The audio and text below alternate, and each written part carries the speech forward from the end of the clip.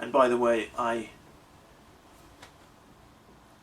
want to make clear I do not agree with voting and I do not vote, but this is just my analysis of what is going to happen. Okay, November the 3rd, the US 2020 election.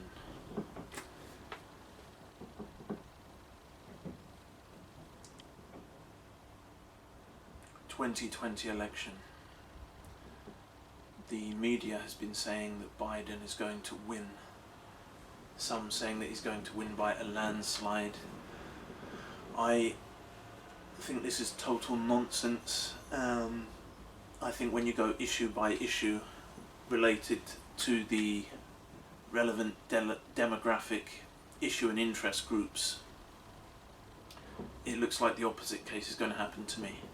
A landslide for Trump. I predict at least 354 Electoral College votes for Trump, a big increase on his previous tally. But just quickly, some factors.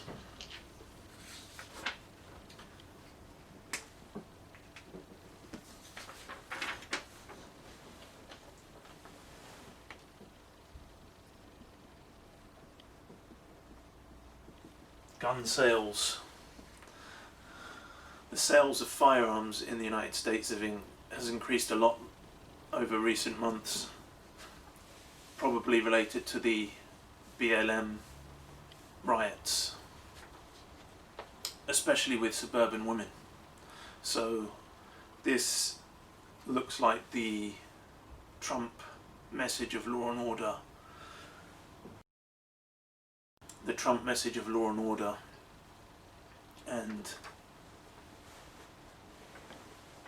backing the police and defending yourself and all this sort of thing. I mean, it shows that people are worried about crime and worried about the riots and worried about what will happen maybe if more liberal, softer politicians get in, or if softer politicians are allowed to stay in office as governors, mayors and things like that, and if a president comes in and gives a green light to criminals, there's a perception like that, possibly. So that is one factor. Another factor, the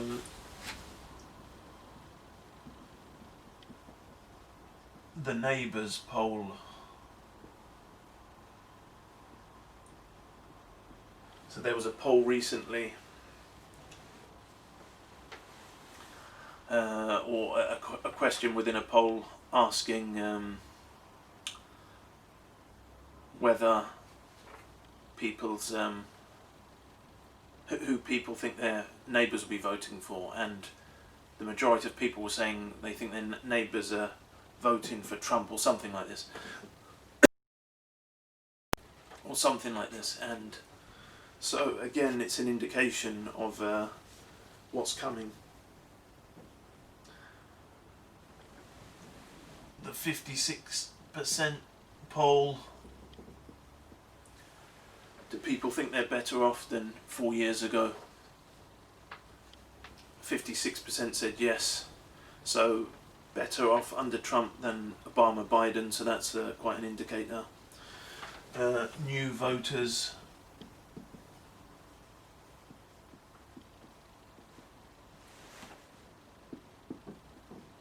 new voter registrations, these are said to be twice as many on the Republican side as Democrats, so that's a sign. Sixth issue here, promises. Promises kept. Well, if you look at the Trump manifesto, what he campaigned on, he seems to have mainly stuck to most of his major promises. You know, he built a wall, he combated China economically, he renegotiated trade deals, some. He pushed NATO members to increase their contributions, which they have, or pledged to. He said he would install conservative judges, and he has quite a lot. He said he would be pro-life anti-abortion, and he's taken moves against abortion in some executive orders and in his judges and in his speeches and things like this.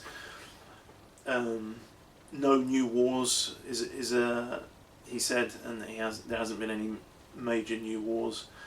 He said he would exit the Iranian European USA deal. He did. He said he would replace Obamacare.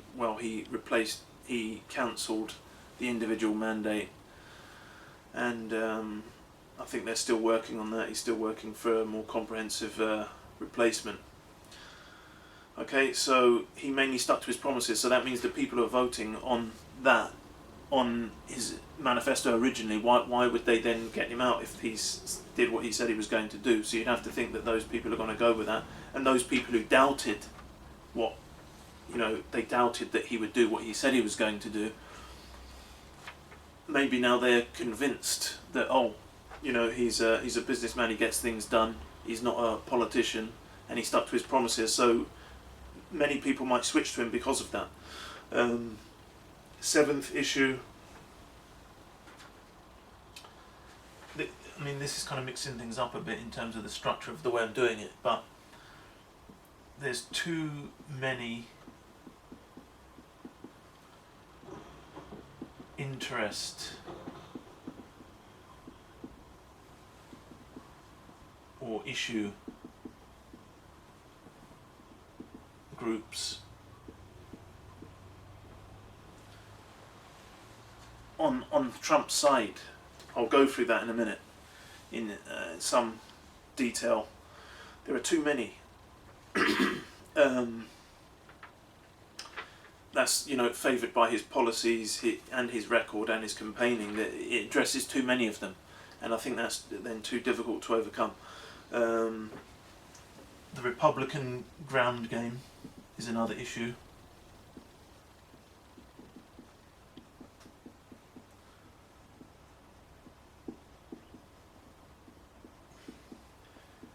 So the Republican ground game, they've had huge amounts of people going door to door, whereas Biden's thing has not. They've picked up very late, and that makes a difference often.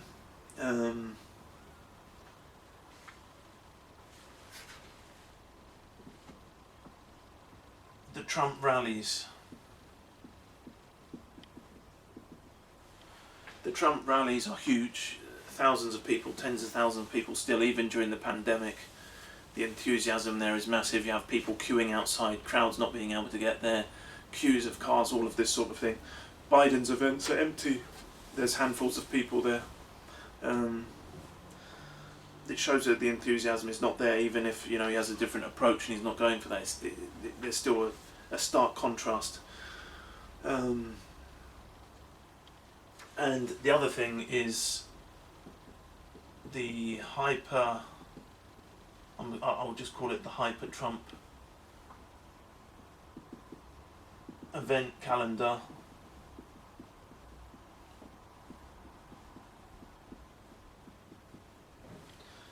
So Trump has been going all over the country, or at least to the battle states, and many times. Sometimes 5 or maybe 6 times a day or something like this. And Biden was in his basement for a long time. He didn't come out, and he's just coming out just a little bit. So that's going to make a difference as well, probably, when someone is coming there and meeting the people directly, and they're getting excited. They're seeing Trump pull his dance moves and all of that. 11th thing. These are not issues, by the way. These are just some factors that I'm laying out before. The polls are useless. The polls are useless, okay? People are all banking on the polls, are betting, the bookies are going on the polls, the mainstream media, who have a vested interest anyway in trying to tell people things are going to go a certain way. But they're all going by these polls, and these polls are absolutely useless. you know, there's manipulation of the sample, the location, the questions, the demographic groups, all these sort of things. They overlook things like the shy Trump voter, you know, people who will vote for Trump, but they're too scared to say because of the social media reaction, the reaction in academia, you know, educational establishments, businesses, the mainstream liberal media war on Trump and Trump supporters. They're worried that they'll lose their job, they'll lose their voice, they'll lose their platform, etc. So, for all these reasons, you know, people are not being honest in polls, and the polls are not honest, and the pollsters are not honest. So they don't really tell you much. Some of them are more reliable than others, obviously, but overall, I think they're useless. You're much better analysing it by issue group and interest group and comparing and thinking, you know, in people's perceived interest, which way they're going to go.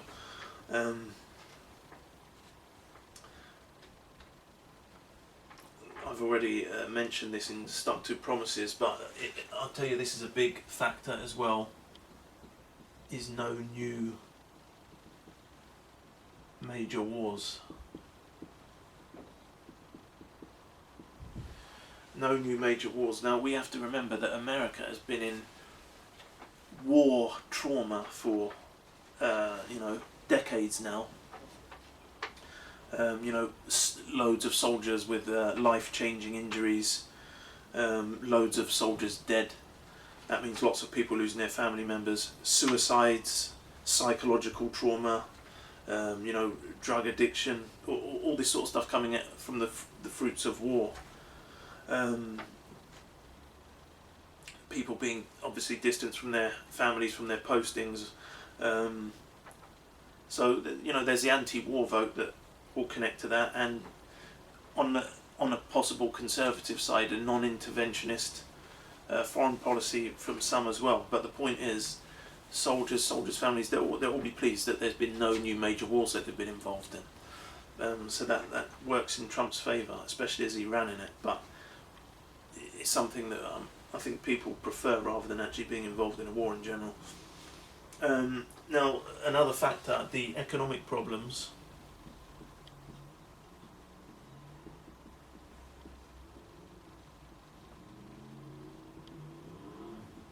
The economic problems. When I say economic problems, I mean additional to the system's normal economic problems that are there because of the nature of the system. So these recent problems are mainly due to the COVID pandemic and the lockdowns related to it. So will people blame Trump for that? Maybe some will, but you know, some will say, well, it's not his fault because of that.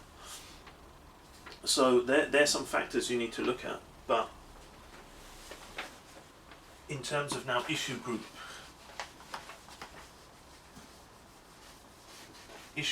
interest group, all of these factors, one of these issues, there's too many. I want to do this in like 10 minutes, don't think it's possible. So maybe I will just leave the board because that'll slow it right down. Maybe if I just read it out. So firstly, if we look at all these issue groups, the military vote. So because of his increased funding to the military, because of his, you know, pro-military rhetoric, because of the withdrawals of troops all over the place, because of he gave them more freer battle protocols and things like that. I expect he's going to get the vast bulk of the military vote. Secondly, the police vote. The police federations all over the country have been endorsing him, so he's going to get the police vote. Now, just on those two issues, the military vote and the police vote, it's not just them, of course, it's their families and friends who might also be inclined because of that. And also, it seems to me like in the United States, almost everyone, you know, it's like so many people are involved in the military and the police over there. You speak to people, everyone's got someone in the military or in the military or something like that. So that ends up a huge vote. Not so huge, but the you know, farming is a big thing in America. It, you know, feeds America, feeds the world. He's going to get the farmers' vote because of his negotiations with China and everything like this that's favoured the farmers. The manufacturers' vote. Okay, so people involved in manufacturing, a lot of manufacturing has come back to the United States or been revived under Trump. He's removed some regulations and this and that has enabled the manufacturing to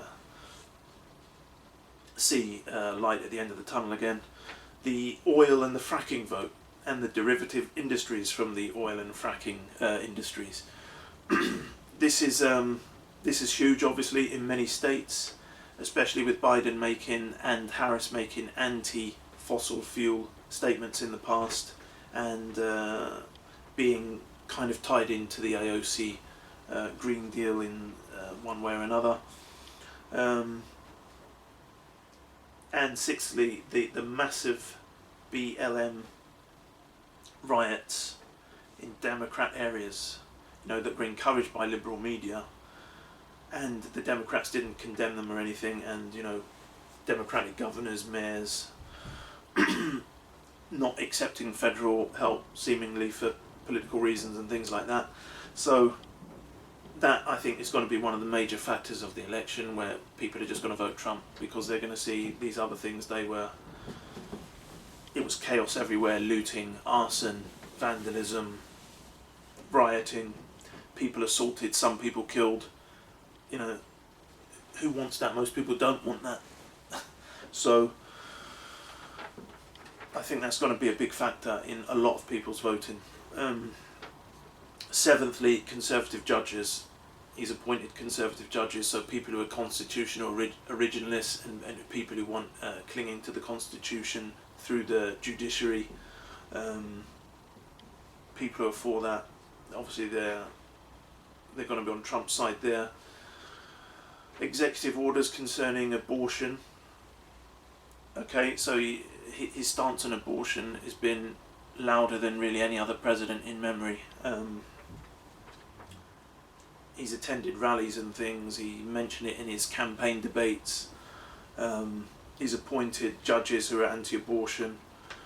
So someone who is concerned about the killing of unborn children and opposes it for moral reasons, religious reasons, empathy reasons, humane reasons, whatever. Of course, that could be even just enough, that single issue, the fact that he's taken some moves against it. Taking away foreign funding, funding people to go and have abortions out of the country or whatever, things like that. Ninthly, because of those and some other pro-Catholic statements of his, I expect he's going to get a lot of the Catholic vote. The evangelical voters normally goes to the Republican side. Again, I think they're going to be for him, especially because he's been so outspoken about churches, religion, God. He mentions God quite a lot in his rallies and things. Lower taxes is an 11th issue. That will be for many people who wants to pay more taxes. Most people don't. Most companies don't. So that's going to be an issue. The Democrats have said, they're going to raise taxes all over the place. 12thly, lower regulations for corporations and businesses, and to get infrastructure projects completed. People are going to want that as well. They're not going to want higher regulations that get in the way, that that slow their businesses down, that make their businesses cumbersome, that increase costs, things like that. So that's another big major economic reason for individuals and companies. 13, he said he would respond to China's economic dominance, and he's put tariffs on China. They've entered a trade war with China. A lot of people are for that. Some people are against it, some people are for it, but those are for it, obviously that's another voting factor for them. 14, the high output of the Trump administration in terms of executive orders and things like that. He's done quite a lot. Every day he seems to be onto something or doing something. So they have covered quite a lot in these 3.5 years. 15th issue, Biden. He's been in 47 years in government, in politics. 8 years under the Obama with Obama as his vice president. And so, people will look at that and they will say, okay, you were there all that time. Why now are we going to trust that you're going to change everything around in our favour? 16, Trump regarded as anti-establishment. Trump is regarded as anti-establishment by many people. He seems to be opposed by some elements of the deep state, for instance by the FBI. The Democratic Party obviously hate him excessively, or a lot, let's say. The mainstream liberal media has had a continuous war on him. Corrupt elements of the Republican Party in some people's minds. So, in this time of conspiracy, a lot of conspiracy groups and individuals, gurus if you want, conspiracy gurus, all this sort of thing. Big rebellion against the establishment being shown in political waves, all over Europe and all over the world really. Against the mainstream media and against, let's say, political norms of the last few decades. Trump plays into that because of the opposition that he gets from the mainstream media, because of the opposition he gets from his political opponents, and because of, for instance, the social media giants, Facebook, Twitter, Google, them being so hostile towards him and hostile towards his opinions and his statements. So those people who are moving towards that, and it's an increasing group, they're going to look more to Trump than Biden. 17th issue is that people are looking at the pandemic. Now, if Trump is turfed out from office, I would expect it would be because of the pandemic and people's perception that he has not dealt with it very well. But one factor against that is people look at it and they say, well, the pandemic is not, it's not USA, it's global. Everyone's been affected by it. Several countries have worse than the USA per capita in cases, deaths maybe as well. Trump, he banned China and European travel to the USA early. That was opposed by the Democrats and Biden. They were saying it's xenophobic and things like that. Trump, he got loads of ventilators made under the, the Defense Procurement Act or whatever it is. And has, vaccines on fast track, many therapeutics. So this has all happened under him. I mean, people would have done these things no matter who was in power, this type of thing.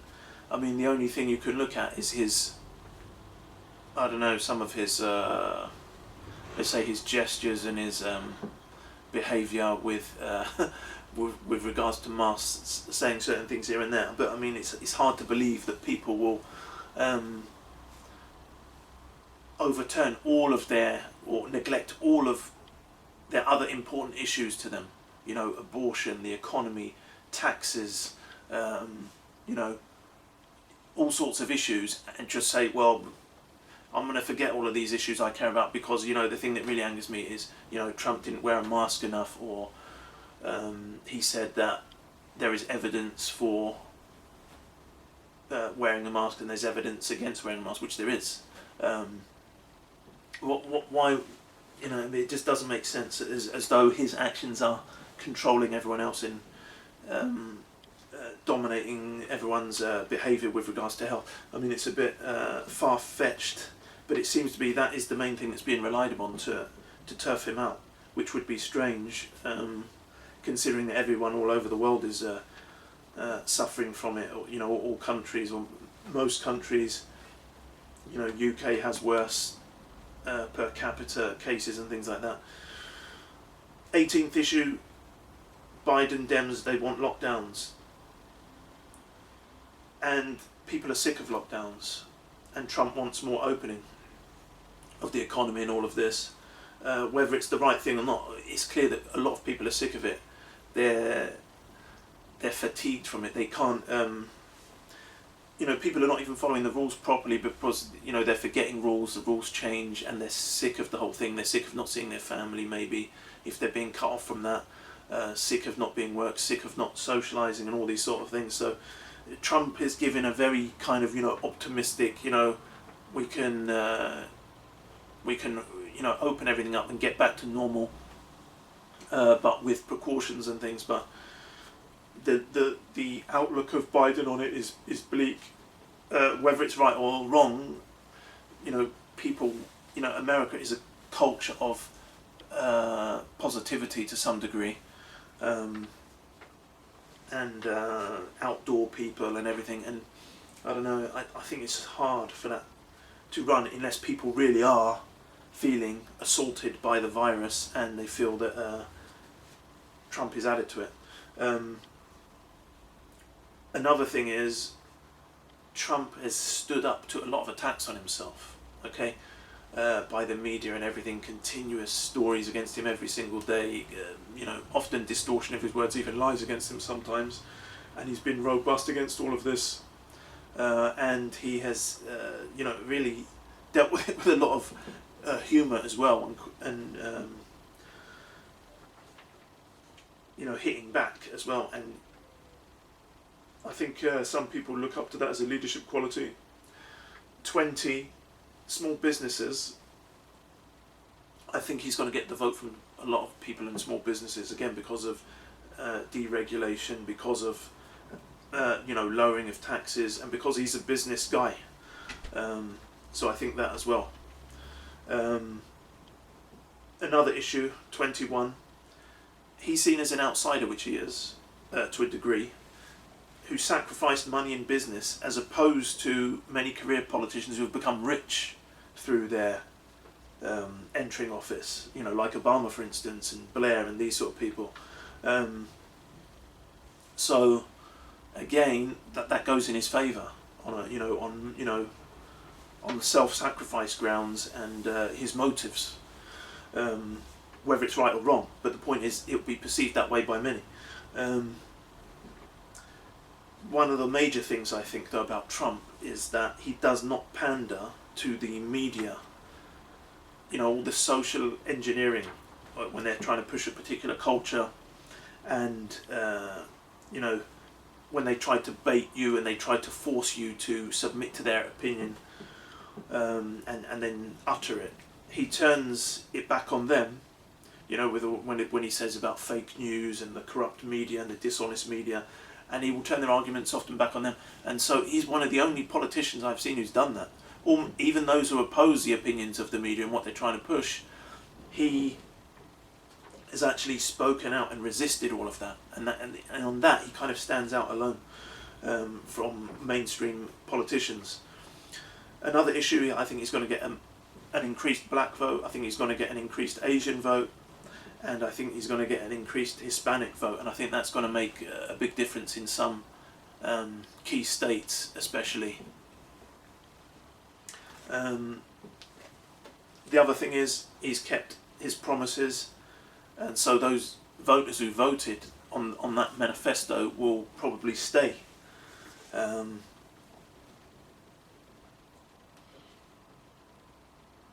Because it's pretty rare for politicians to stick to their manifestos in any sort of way. One of the only issues I can think of where he probably didn't progress that much on what he said was the infrastructure, but I haven't looked at that enough, and maybe he's going to try to do more on that in his second term. And the other thing is, not even the Democrats, or a lot of black people as well, I don't think they like Kamala Harris, who I call Chameleon Harris. A lot of people will oppose her voting record in the Senate, which is one of the most liberal voting records, maybe the most, according to some analysts. But during the primaries, she was kind of implying that Biden was racist, or had some racist past positions, or black interest positions, let's say.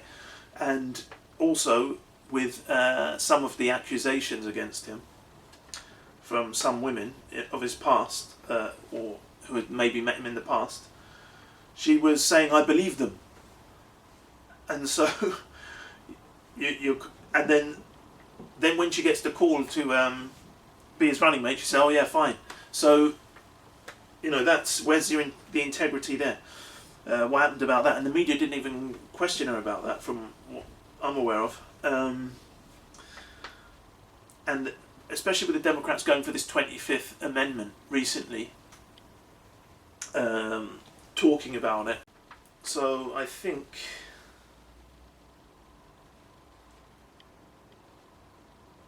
so it's almost like the Democrats and Kamala Harris and these people are almost checking Biden's. They're checking with a doctor to check on Biden's health to see, is he about to go yet? It's almost like they're ready to dive in, take their position. That's why they were talking about the 25th Amendment recently, which addresses, an incapable president and then replacing him. So I think a lot of people don't trust her, and I think, and in her primary she had to leave the race early. She got very low figures. So it seems that the Democrats don't even like her, and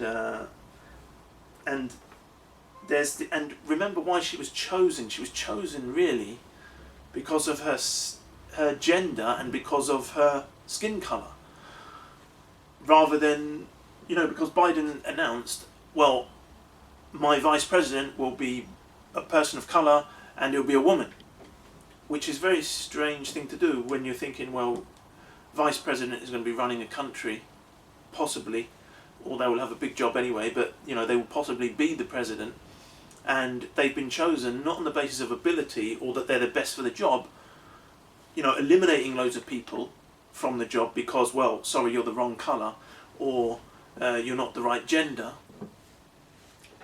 And imagine you end up becoming the president. Well, I became the president because someone died, and I became the president because I'm this colour and because I'm a woman.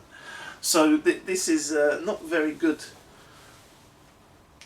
It's not a very flattering path to the presidency if that happens, and a lot of people maybe feel that they don't want her to become the president because they see her just as a self-serving careerist. The other issue, Trump took an executive order on not allowing housing projects to be built next to suburbs. Next to suburban, residential areas. And so obviously the people in the suburbs who care about their house prices or worried about crime and things like that, they will be pleased with that. And so that's another reason I think for them to go Trump, whereas the Democrats were for it. 29th issue, the whole impeachment thing was a pantomime. It was totally partisan. It failed in the Senate too. And intelligence, or the Trump administration, they talk about intelligence now points to Clinton and Obama, facilitating it, orchestrating it, and with other, what they believe to be corrupt elements of the state institutions. So, again, that won't wash well with many people. The court packing threat, overturning one electorate mandate by structural change. In other words, we win the election, we put in our judges, judges that we favour, but then the other side can't take that, and so they expand the amount of judges, so it nullifies the benefit that the previous electorate have chosen. So I think people will see that as undermining the separation of powers and undermining the judiciary, and it's a case of they think it's a case of spoiling things when you can't get it your own way, and manipulating and destroying things until you get your own way, no matter what the results of an election is. On the mental capacity issue, on the Biden mental capacity issue, I think it's a bit overblown in a sense. I mean, you see him making mistakes all the time, which are probably the result of mental degeneration, dementia or whatever, or early onset. Or maybe it's not that, but it's just, aging happens to, all of us more or less at some point. It's overblown in the sense that, a president is surrounded by advisors, departments and all sorts of safeguards and systems whereby it's not going to be a case of, he's made war on the wrong country because he forgot who he's in conflict with. This is not going to happen. But nevertheless, the perception when someone is speaking and he's forgetting, individuals, forgetting places, forgetting names, or mixing them up, struggling to get his words out, makes, it will cause some people not to have confidence in him. So it might affect some people's vote. I mean, I turned on a live rally of his the other day, and immediately he was struggling with his words and messing things up, and I was thinking, wow, it's like, they're always saying this about him, and as soon as listening to him live, he was doing it. It wasn't I was waiting for some minutes and then it happened. No, it was immediate. As soon as I turned it on, it was like it was turning on to him making those mistakes. And when you compare it to Trump, how he flows pretty well in his speeches and rallies and interviews and everything, you can't really compare them. Although Biden performed okay in the debates in terms of his ability to answer and everything, but again he was struggling even a little bit with his words there. But it wasn't like, oh look, he doesn't know where he is or something. It was nowhere near that. But to be fair, even though Trump is he does all of these rallies and speeches, and he speaks, he doesn't have to read from his teleprompter, his auto cue thing. He has it there and he uses it as a guide, and then he always branches off and then elaborates. But what I've noticed, what he does do, when he fluffs a word, when Trump misreads a word and then he starts to pronounce it wrong, or the word wrong, what he will quickly do, and I don't think anyone notices this, is that he will cut off and then start telling a little sub-story and then go back to it. So it kind of glosses over his mistake or his inability to read the word, which might be, could be caused by various reasons, but I'm just saying it's not perfect, but he's clever at covering it up, and obviously Biden is not clever at covering up his mistakes. The other issue, which is of course a major thing, is the Second Amendment issue, the gun ownership issue, the right of bearing arms, for self-defense and whatever, and other reasons. So that has a big support from industry, from gun owners, those fearing the future, civil war, crime, riots, foreign threats, anything, even fears of the police state or anything like that. So you're not going to want to give up your guns if you're fearing that there's crime and other people have guns and they can cause problems, which they do. Lots of shootings, riots and stuff like that. So, like we said in the beginning, the gun sales have gone through the roof, even with suburban women, so that's telling us something. And there's many points we could mention, but finally I'll say the charismatic, iconic Trump persona, his slogans, his hair, his taunts, his nicknames he gives people, his anecdotes, his jokes and everything. Even that is a big factor, I think, for people, because they identify with it, they're attracted to it, they're entertained by it, and I think that will make a difference. So all of these things are key, and that's why I just think it's going to be a landslide. Why do I reach 354? I went state by state, and I say Colorado, that's going to go Trump. New Mexico will go Trump. Minnesota will go Trump. Nevada will go Trump. Virginia will go Trump. Illinois will go Biden. although it's even possible because of all the trouble they've had there, that it could go Trump. It's possible, even though it seems difficult. Oregon will go Biden, although again it's not totally impossible that it would go Trump, because again the trouble they've had there. New York, Biden, because it's so liberal, and the gap was so big before. But again, I still think it's possible because of all the deaths they've had there. They might attribute that to the governor, Cuomo, and de Blasio, whatever his name is, and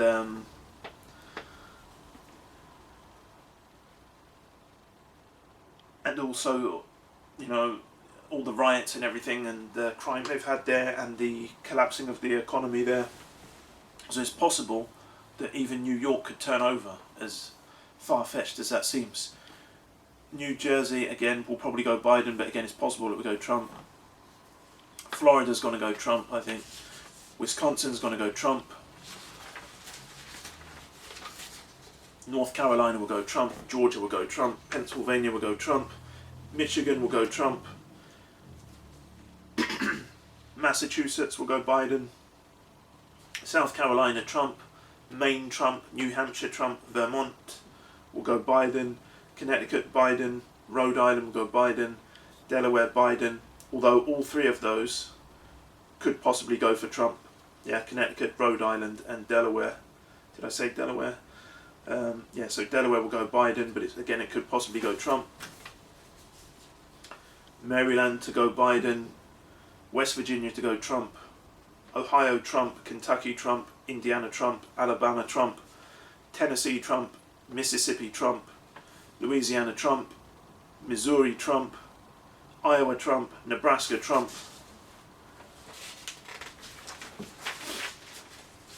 This is long. Kansas, Trump. Oklahoma, Trump. Texas, Trump. South Dakota, Trump. North Dakota, Trump. Arkansas, Trump. Wyoming, Trump. Montana, Trump. Arizona, Trump. Utah, Trump. Washington State to go Biden, although because of all the trouble they've had there with the riots and everything, it's possible it could turn over. So, but I'll say Washington, Biden. Washington State. Idaho, Trump. California, Biden, although I think there will be a big increase for Trump there, but let's say Biden. Alaska, Trump. Hawaii, Biden. And Washington DC, Biden. So when you add all of that up, it's 354 for Trump, and that's the way I think it's going to go, and it could be more than that. That's what I think is most likely, but we'll see. And by the way, I want to make clear I do not agree with voting, and I do not vote, but this is just my analysis of what is going to happen. I reject all the parties and the whole system, but this election is significant for many reasons. In part because it could show a continuation of that anti-establishment line, with some of the things that the media is trying to socially engineer and impose on people. Trump represents a small, diversion from that, or and aversion to it, but we will see.